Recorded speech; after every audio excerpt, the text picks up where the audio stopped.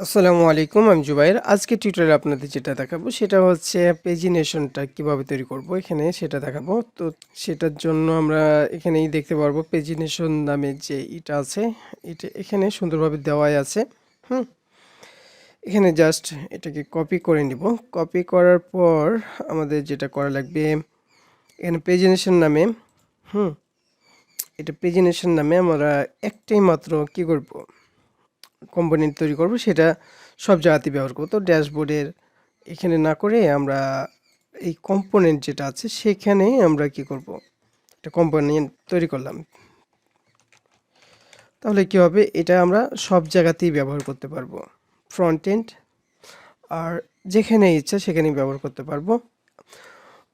অবশ্য যে কোনো ফোল্ডার মধ্যে রাখলেও ব্যবহার করতে পারতাম, কিন্তু আমরা এটা যেহেতু সবগুলোতেই ব্যবহার করব সেহেতু আমরা কি করলাম, এটাকে বাইরে ব্যবহার করলাম। ঠিক আছে, পেজিনেশনটাকে রিঅ্যাক্ট ফাংশন কম্পোনেন্ট যেটা আছে সেটাকে নিলাম। নেওয়ার পর আমরা যদি এটাকে এখানে পেস্ট করি, ফরম্যাট ডকুমেন্ট করি এবং এইটাকে শো ক্যাটাগরি আছে যেটা আছে সেখানে যাই, এবং যাওয়ার পর আমরাকে যেটা করা লাগবে, এই যে এই রোটার নিচে আমরা কি করব, ব্যবহার করব হচ্ছে কি পেজিনেশন। তারপরে কি করব, একটা ইন্টার দিলে এটা কি হয়ে যাবে, এটা চলে আসবে। তো কি করব, এই ফাইলটা কি হবে, এই যে শো ফাইলটা এক ফোল্ডার দুই ফোল্ডার বের হয়ে এটাকে পাবে। ঠিক আছে, তো এখন যদি আমরা পেজিনেশনটা দেখতে চাই তো এরকম ভাবে দেখাবে। আমরা এটাকে যদি মিডল বরাবর দেখতে চাই তাহলে আমাদের যেটা করা লাগবে, পেজিনেশন ফোল্ডারে যাই, যাওয়ার পর আমাকে এটাকে দিতে হবে ডিসপ্লে ফ্লেক্স। এই যে ডিসপ্লে ফ্লেক্স দিলাম। এখানে যদি আমরা দেখি ফ্লেক্সের এইটা,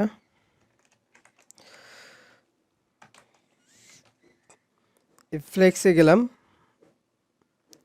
এখান থেকে সকল কিছু দেখতে পারবো। এই যে এই কম্পোনেন্টটা দেখেন মিডল বরাবর আছে 1 2 3 নাম্বার, এটা 1 2 3।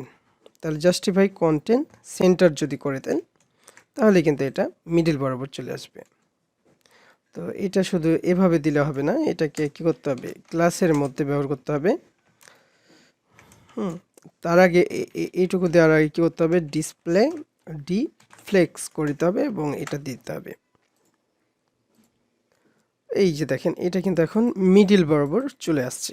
আপনি যে কোনো কম্পোনেন্টে ব্যবহার করলে এটা মিডল বরাবর চলে যাবে। ঠিক আছে, তো আশা করি বুঝতে পেরেছেন যে কিভাবে আমরা এটাকে ব্যবহার করতেছি। আর এখানে আরেকটা ব্যাপার হচ্ছে কি, এখানে ডিজেবলের জন্য কি আছে, ইন পেজিনেশন যে আবার পেজিনেশনে গেলাম, যাওয়ার পর এগুলো সবগুলো অ্যাক্টিভ হয়ে আছে।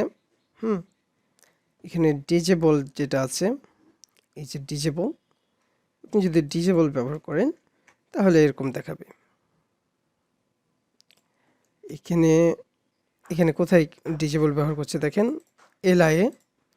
তো আমরা এই এলআই এর মধ্যে কি করব, ডিজেবল যদি ব্যবহার করি তাহলে কি দেখাবে, এই যে এরকমভাবে দেখাবে।